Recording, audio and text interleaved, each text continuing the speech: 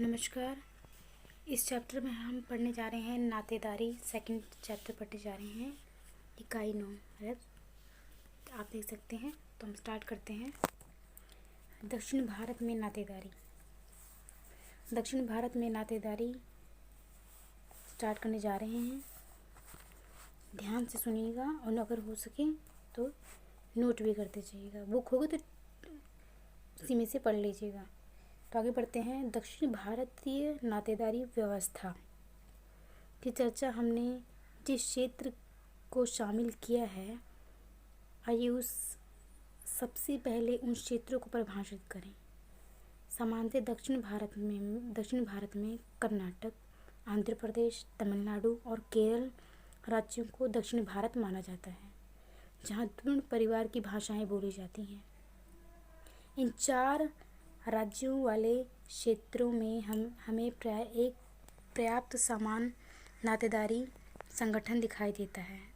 उत्तर भारत की तरह ही हम दक्षिण भारत में भी नातेदारी के स्वरूप में विविधता पाते हैं, मतलब उनमें विभिन्नताएं मिलती हैं। हमें ये नहीं भूलना चाहिए कि क्षेत्र के केरल राज्य में वंशक्रम की मातावंश परंपरागत व्यवस्था और अंतर्जातीय अनुलोम विवाह का प्रचलन है, मतलब इसमें भी अपने से ऊंची जाति में विवाह करने का प्रचलन है। तो दूसरी ओर पिता वंश परंपरागत व्यवस्था में सामान्य तत्वों के बावजूद इन चारों भाषाओं क्षेत्रों की नातेदारी पद्धति के सामाजिक तथा सांस्कृतिक दृष्टि से एक दूसरे से पृथक भी है, अलग भी हैं, परंतु हमने इस सूक्ष्म भेदों में ना जाकर मोटे तौर पर सामान्य तत्वों की चर्चा की है। मतलब बड़ी गहराई से बात नहीं इसमें चर्चा की गई है, जो इम्पोर्टेंट्स हैं उन्हीं की बात इसमें की गई है। तो आगे बढ़ते हैं।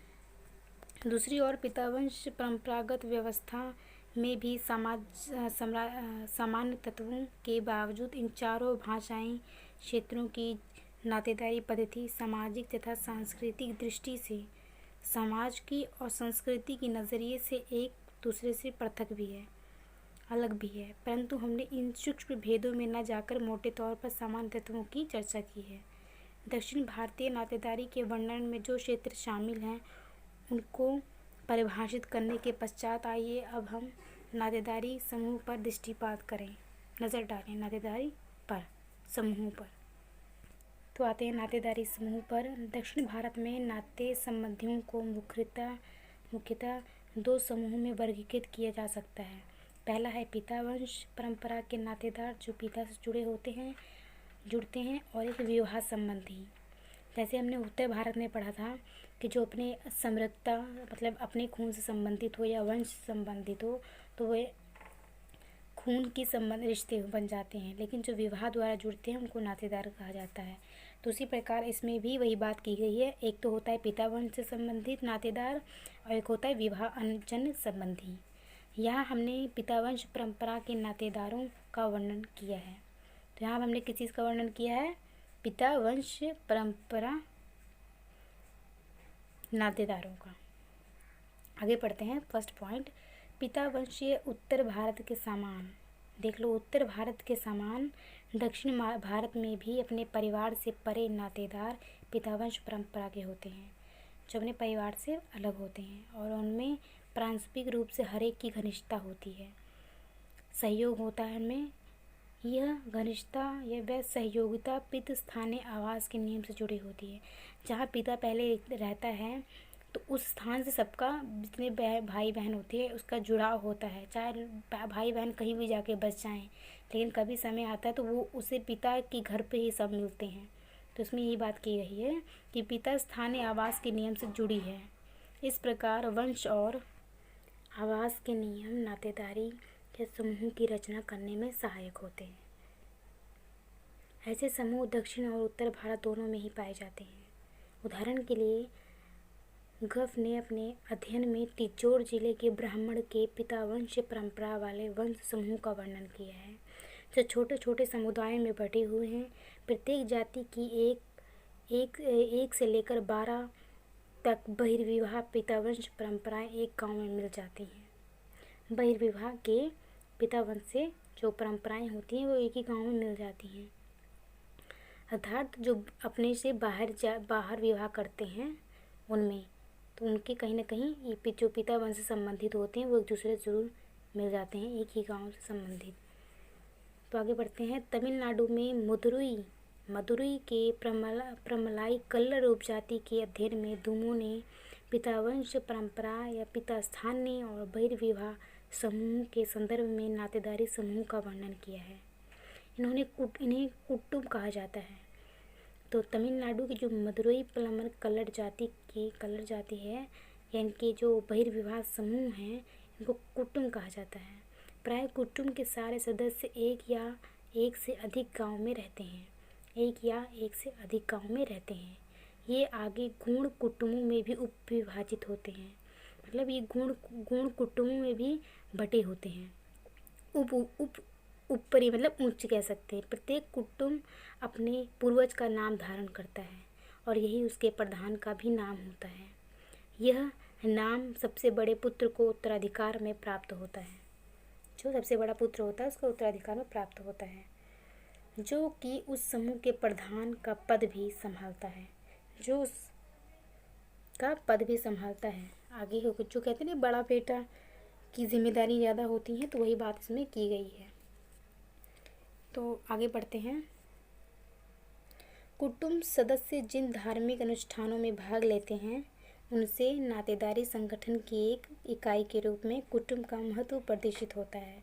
मतलब जिस नातेदारी संगठन में वे होते हैं उनमें अनुष्ठान भी होते हैं धार्मिक, और उनको कुटुंब का महत्व भी प्रदर्शित करते हैं। वो फसल की कटाई के समय जब अन्न पर्याप्त मात्रा में होता है, समूह के सभी सदस्यों को आमंत्रित किया जाता है और वह सामूहिक रूप से कुटुंब के मंदिर में पूजा करते हैं। आर्थिक क्षेत्र में चूंकि जमीन का स्वामित्व कुटुंब के पुरुष सदस्यों के पास होता है, प्राय पिता की मृत्यु के बाद विवाहजन्य संबंधियों के बीच मुक्त और सौहार्दपूर्ण मतलब भाईचारे संबंधों के विपरीत भाइयों के मध्य निरंतर झगड़े होते हैं। इस प्रकार कल्लरों के मध्य कहावत है, कल्लर एक दक्षिण तरफ के हैं ये भी, तो कल्लरों के मध्य एक कहावत है कि भाई या हिस्सेदार आपस में हंसी मजाक नहीं करते। मतलब कोई भी जायदाद को लेकर भाई या रिश्तेदार हंसी मजाक नहीं करते, क्योंकि ये इनका अपना अलग रहता है कि हमें इतना चाहिए। हिस्सेदारी को तमिल भाषा में पंगाली कहा जाता है। दक्षिण भारतीय नातेदारी शब्दावली की वर्गात्मक पद्धति में पंगाली को विवाहजन्य संबंधियों से अलग रखा जाता है। विवाहजन्य संबंधियों से आगे बढ़ते हैं। विवाहजन्य रिश्तेदारों को मामा मंचिन कहा जाता है। नातेदारी शब्दावली के बारे में अधिक जानकारी इस इकाई के आगे पढ़ेंगे, जिसमें हमने यहाँ तक पढ़ा कि किस प्रकार विवाह संबंधित और मदुरई या दक्षिण तरफ के लोगों का किस प्रकार पिता संबंधित होता है, पिता वंश किस प्रकार होता है, उनका किस प्रकार दहेज से संबंधित या झगड़े होते हैं, उन्हें हंसी मजाक नहीं होता जायदाद या किसी चीज़ को लेकर। तो आगे बढ़ते हैं। विवाहजन्य संबंधियों वाले नातेदारी के समूह पिता वंश से संबंधित सदस्यों के विपरीत होते हैं। उनका संबंध विवाह के माध्यम से बनता है। ये वह संबंधी होते हैं जो माँ तथा पत्नी के जन्म परिवार के सदस्य होते हैं। जो माँ व पत्नी के जन्म परिवार के सदस्य होते हैं, इन्हें सामान्यतः मामा मंचिन के रूप में जाना जाता है। इस वर्ग में वह समूह भी आते हैं जिन समूहों में अपनी बहन अथवा पिता की बहन का विवाह होता है। पितावंश परंपरा और विवाहजन्य संबंधियों के बीच अंत क्रिया का स्वरूप, जैसा दूमा ने बताया है, कि सदा मधुर और सौहार्दपूर्ण होता है। तो हमने यहाँ तक पढ़ लिया कि किस प्रकार विवाह के द्वारा जो संबंध होते हैं उसको एक मधुर और एक सौहार्दपूर्ण होता है, मतलब भाईचारा एक प्रेम प्रकार होता है, प्रेम से। तो हमने यहाँ पर यहाँ मेन पॉइंट्स मैंने जैसे लिख दिया। परोक्ष बंगाली वह होते हैं जो किसी व्यक्ति के पिता के वंश के नहीं होते, लेकिन भाईचारा की तरह रहते हैं। तो आगे बढ़ते हैं इसमें कोई तो आगे बढ़ते हैं नातेदारी। ये कुछ क्वेश्चंस दे रखे हैं ऊपर, इसके पढ़ने के बाद तो एक क्वेश्चन देख लेना आप। उसके बाद हम यहाँ पढ़ते हैं नातेदारी शब्दावली। शब्दावली से क्या तात्पर्य होता है? शब्दावली वही होता है जिसमें मैंने पहले बताया था कि शब्दों के द्वारा पता चलता है कौन है। इसमें देखो, इसमें लिखा भी चचेरे मौसेरे भाई बहन और ममेरे फुफेरे संबंधी। इनमें ये बताया गया है कि दक्षिण की तरफ जो विवाह संबंध होते हैं वो किस प्रकार हो सकते हैं। तो पढ़ते हैं। द्रविड़ भाषाओं में नाते संबंधों को बहुत ही स्पष्ट और सीधे ढंग से अभिव्यक्त किया जाता है।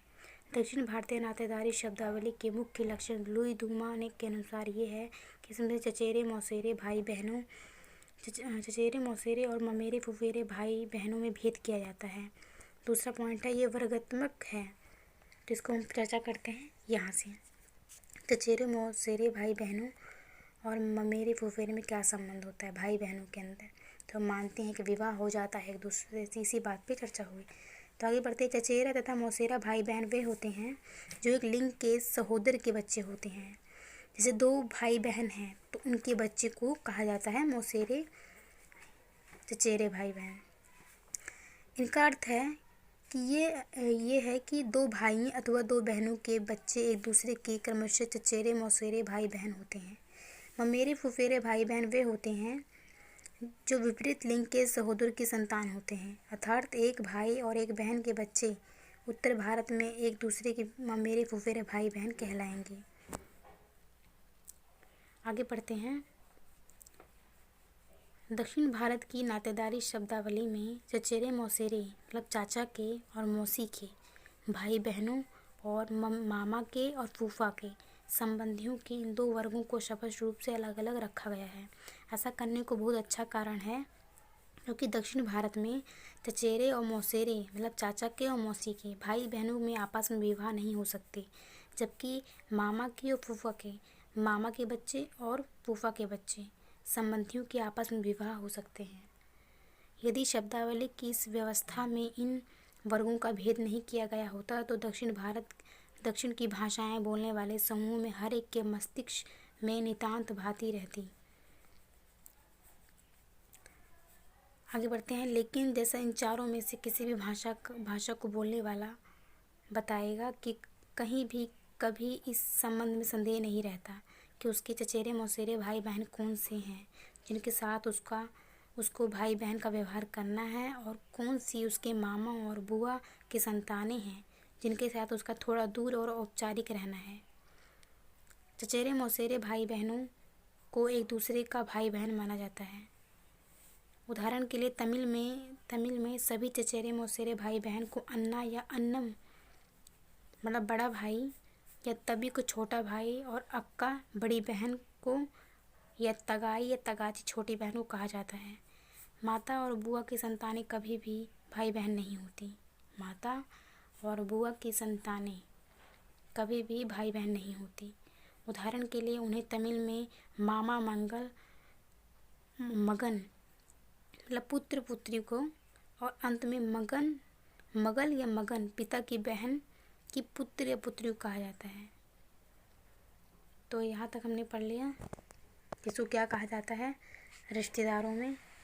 तो आगे बढ़ते हैं। नातेदारी शब्दावली की ये व्यवस्था घनिष्ठ संबंधियों के बीच विवाह के नियम के अनुरूप है। जो घनिष्ठ संबंधी होते हैं उनमें विवाह के नियम के अनुकूल है।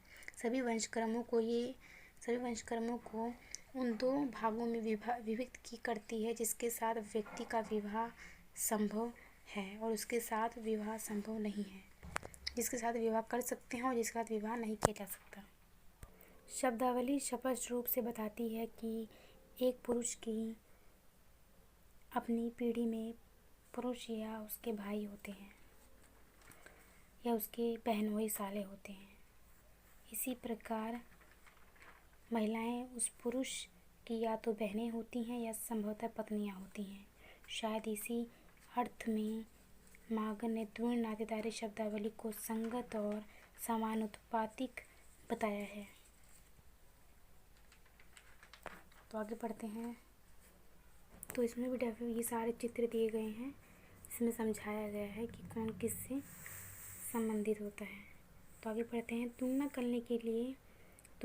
करने के लिए आइए हम स्पष्ट करते हैं कि उत्तर भारत में सभी चचेरे मौसेरे अथवा मुमेरे फफेरे भाई बहन आपस में भाई बहन समझे जाते हैं।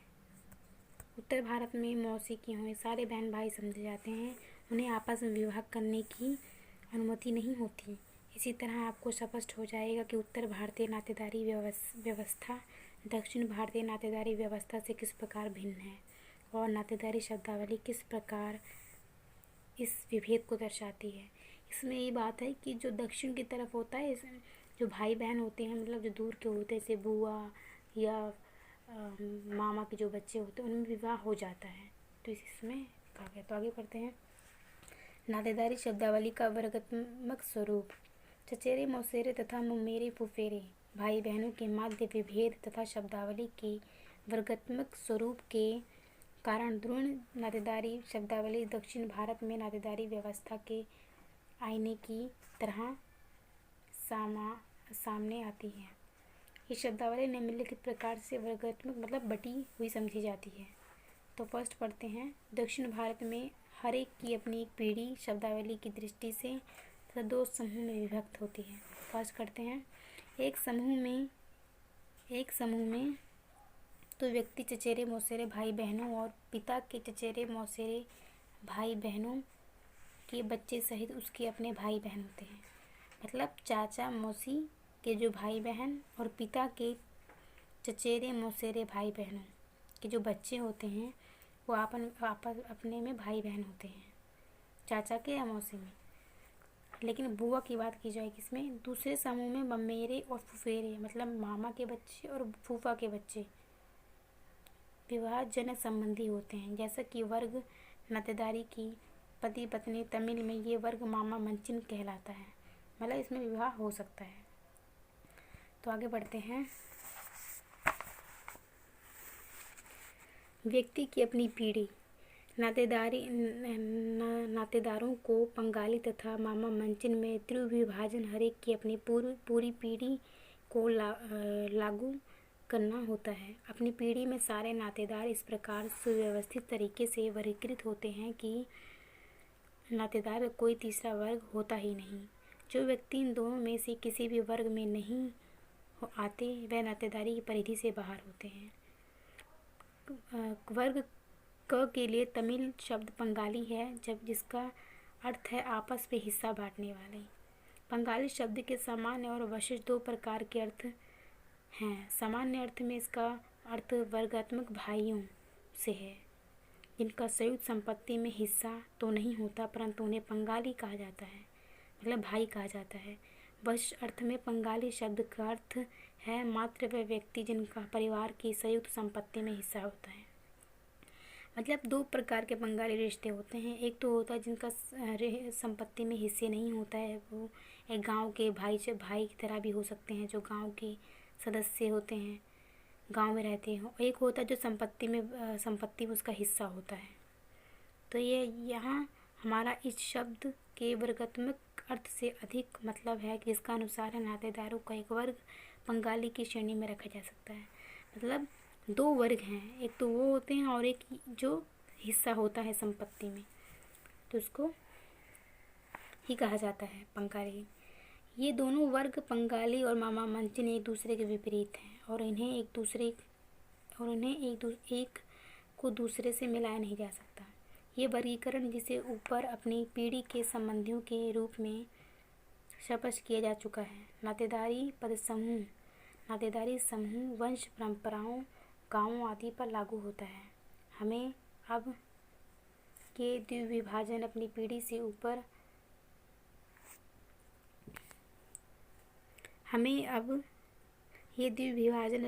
से ऊपर और पीढ़ी से नीचे यानी पिछली और अगली पीढ़ियों के संबंध में भी समझ लेना चाहिए। दूसरे शब्दों में आइए हम देखें कि नातेदारी किन दो वर्गों का पिता की पीढ़ी में और बच्चों की पीढ़ी में किस प्रकार श्रेणीकरण किया जाता है? तो पिछली पीढ़ी की बात करते हैं। तो पिता की पीढ़ी में पुरुष नातेदारों के दो वर्ग पाए जाते हैं। एक वर्ग होता है पिता का पक्ष और दूसरा वर्ग माता के भाई का पक्ष होता है। दक्षिण भारत में पहले वर्ग में पिता के साथ पिता के भाई और मौसी का पति, जिन्हें दक्षिण में इसे कहा जाता है पेरियप्पा, चितप्पा, सेनेप्पा कहा जाता है, श्रेणीबद्ध किए जाते हैं। दूसरे वर्ग में माता के भाई के साथ बुआ का पति श्रेणीबद्ध किया जाता है। इस तरह सारे शवसु श्रेणी के संबंधी माँ के भाई या मामन की श्रेणी में गिने जाते हैं। अगली पीढ़ी पढ़ते हैं। अगली पीढ़ी से नीचे की पीढ़ी में भी यही सिद्धांत लागू होता है। पुत्री या पुत्र के साथ उसके चचेरे मौसेरे भाई बहनों के बच्चे वर्गीकृत किए जाते हैं। तमिल में पुत्री को मंगल और पुत्र को मगन कहा जाता है। इसी तरह चचेरे मौसेरे भाई बहनों के बच्चे भी मगन या मगन कहलाते हैं। दूसरी ओर पुत्रवधू और जामाता है। ममेरे फुफेरे भाई बहनों के बच्चे मरुमंगल और मरुगमन की श्रेणी में आते हैं। ऐसा इसलिए करना पड़ता है क्योंकि ये बच्चे अपने बच्चों के संभवतः पति पत्नी हैं। तो इस प्रकार हमने देखा कि नातेदारी व्यवस्था के अनुरूप दक्षिण भारत में शब्दावली के माध्यम से अपनी पिछली और अगली पीढ़ी में नातेदारी से रिश्तेदारी को दो स्पष्ट वर्गों में बांटा गया है। ये व्यवस्था पूर्ण रूपण विभाजन के सिद्धांत पर आधारित है। तो हमने मेन चीज़ें पढ़ लिया कि इसको क्या नाम दिया जाता है कि दो होते हैं। एक तो विवाह हो सकता है बुआ और मामा के बच्चों में, और होता है मौसी और चचेरे में। इनमें विवाह, इनमें भाई बहन समझा जाता है दक्षिण की तरफ। तो आगे बढ़ते हैं। विवाहजन्य संबंधियों के विवाहजन्य संबंधी बंगाली और मामा मंचिनन श्रेणियों को वर्गात्मक शब्द का सिद्धांत उन पर लागू होता है। बंगाली जो रिश्तेदार होते हैं जो दो तरह के होते हैं। एक होते हैं जो हिस्सा लेते हैं, और मामा मंचिनन श्रेणियों के वर्गात्मक समूह का सिद्धांत पर लागू होता है। आगे बढ़ते हैं, समझ में आएगा आगे। जो हमारे विवाहजन्य संबंधियों के जो विवाह से होते हैं संबंधित, उनकी बात की जाए। जैसे पहले कहा जा चुका है कि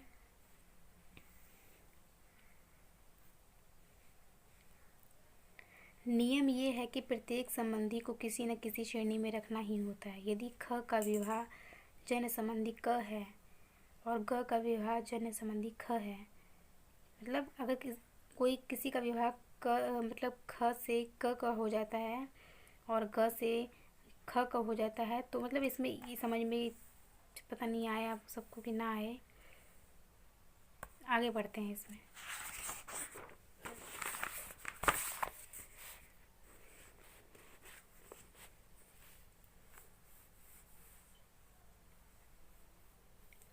यहाँ से बढ़ते हैं क्योंकि इसमें ख क इसमें पता नहीं किस प्रकार दे रखा है। इस प्रकार हमने पाया कि तीन पीढ़ियाँ अपनी पीढ़ी, पिता की पीढ़ी और बच्चों की पीढ़ी के स्तर पर सभी नातेदार संबंध दो विपरीत और अलग वर्गों में किस प्रकार श्रेणीबद्ध किए जाते हैं। एक पिता की पीढ़ी से और दूसरा एक अपनी पीढ़ी से और दूसरा अपने बच्चों की पीढ़ी से सभी नातेदार संबंध को दो विपरीत और अलग वर्गों में किस प्रकार श्रेणीबद्ध किया जाता है। दूसरे, ये सिद्धांत उन व्यक्तियों पर भी लागू होता है जो विवाह जन्य संबंधियों के विवाह जन संबंधी होते हैं, जिसे विवाह से द्वारा संबंध बनता है। अब हम आइए अब दक्षिण भारत में नातेदारी शब्दावली की अन्य विशेषताओं का उल्लेख करें।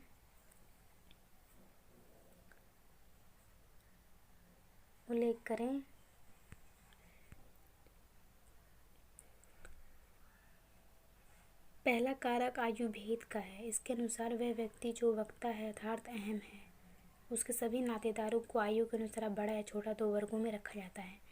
जो मजबूत है, मतलब मजबूत भी नहीं तो बड़े बड़े घर का सदस्य है, उसको एक हिसाब से नातेदारों में आयु के अनुसार बड़ा या छोटा वर्गों में रखा जाता है। दूसरा कारक है लिंग भेद। महिला पुरुष के आधार पर भिन्न महिला पुरुष के आधार पर भिन्न शब्दावली का प्रयोग होता है। आइए देखें दोनों कारक पर शब्दावली में किस प्रकार अभिव्यक्त होते हैं। इसमें मतलब यही बात की गई थी, जैसे किसी का विवाह होता है तो दामाद 3-4 लड़कियां हैं तो विवाह होता है, तो नातेदार में किस प्रकार छोटे को छोटे की तरह व्यवहार किया जाता है दामाद से, बड़े को एक जो शुरू का होता है दामाद उसको ज़्यादा महत्व दिया जाता है। तो इस प्रकार उसमें संबंधियों के महिला पुरुषों में भी यही भेद किया जाता है कि छोटे और बड़े दोनों वर्गों में नातेदारों का आयु के अनुसार उनका व्यक्तित्व महत्व रखता है। तो आगे पढ़ते हैं आयु और महिला पुरुष भेद। बड़ी और छोटी आयु के संबंधियों को अलग अलग कर देने से अहम की पीढ़ी 2 भागों में बढ़ जाती है।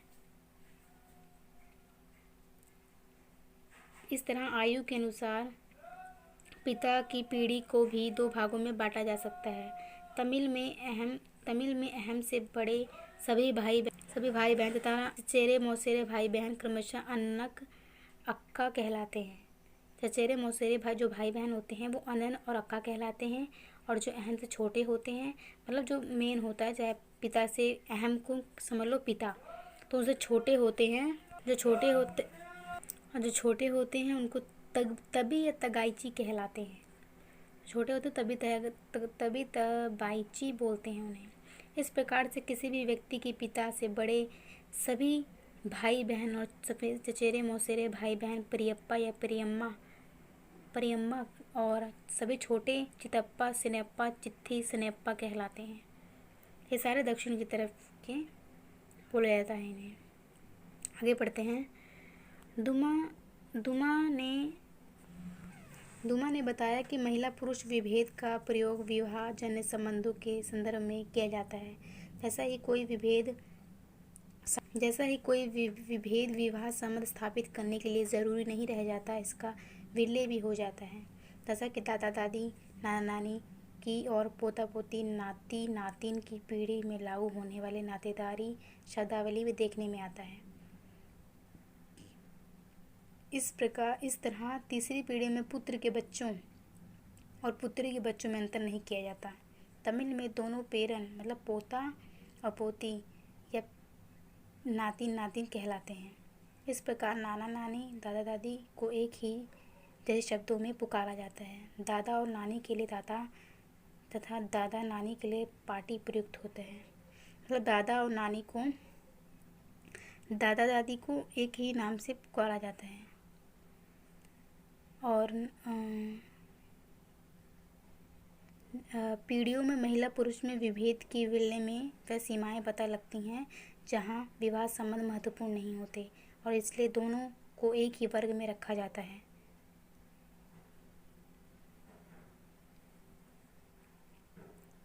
एक ही वर्ग में रखा जाता है। आप सबको नज़र आ रहा है कि नहीं? तो एक ही वर्ग में विलय से सीमाएं पता लगती हैं जहां विवाह संबंध महत्वपूर्ण नहीं होते, और इसलिए दोनों को एक ही वर्ग में रखा जाता है और एक ही शब्द से पुकारा जाता है। मतलब चाहे नाना नानी को ले लीजिए, चाहे दादा दादी को ले लीजिए। दक्षिण तरफ में इधर मायके की तरफ से वही बोलेंगे बच्चे, और शुरू से दादा दादी अपने दादा दादी को बोलते हैं, तो नानी के घर जाएंगे तो उनको भी यही बोलेंगे, दादा दादी ही बोलेंगे। तो मतलब नई शब्द मतलब कोई ये नहीं कि नाना या दादा डिफरेंस नहीं है, दोनों में एक ही कहा जाता है। चाहे दादा दादी को समझ लो, चाहे नाना नानी को समझ लो। दक्षिण भारत में नातेदारी शब्दावली के उक्त वर्णन से आपको ये धारणा नहीं बननी चाहिए कि शब्दावली के सामान्य रूप में कोई भिन्नता नहीं पाई जाती। वास्तव में अलग अलग क्षेत्रों में नातेदारी शब्दावली के विशिष्ट लक्षणों में समाजशास्त्रियों की बहुत रुचि नहीं है। उदाहरण के लिए दुमो ने तमिलनाडु के ममलई कल्लर समुदायों में नातेदारी खास लक्षणों का अध्ययन किया है। मतलब कुछ में आपको मिलेगा लक्षण, कुछ में मिलेगा सेम और कुछ में मिलेगा विभिन्नता, मतलब उसमें अंतर दिखेगा। जैसे उत्तर की तरफ में अंतर दिखता है, नाना नानी का हम अलग अलग पुकारते हैं, नाना को अलग तो नाना और दादा को अलग। उसी प्रकार इसमें कुछ तो मेल खाता है और कुछ नहीं मेल खाता, तो क्षेत्रों के अनुसार भी होता है। तमिलनाडु के प्रमलाई कलर समुदायों में नातेदारी के खास लक्षणों का अध्ययन किया है। चूँकि ये हमारी रुचि तो नातेदारी शब्दावली के सामान्य और व्यापक शैली से है, अंततः यहाँ इन विभिन्नताओं की चर्चा नहीं की जा सकती। तो मतलब जो मेन लाइन से उन्होंने यही बात यहाँ पे की है। तो ये चैप्टर यहाँ तक ही हम रखते हैं। इसमें लिखा है क्वेश्चन, आगे इसके बाद क्वेश्चंस हैं। जैसे दक्षिण भारत की नातेदारी अनुसार चचेरे मौसेरे ममेरे फुफेरे भाई बहनों की परिभाषा 3 दीजिए। तो हम यही रखते हैं, अगले हम विवाह नियम से शुरू करेंगे ताकि आप भी बोर ना हो। Bye, thank you.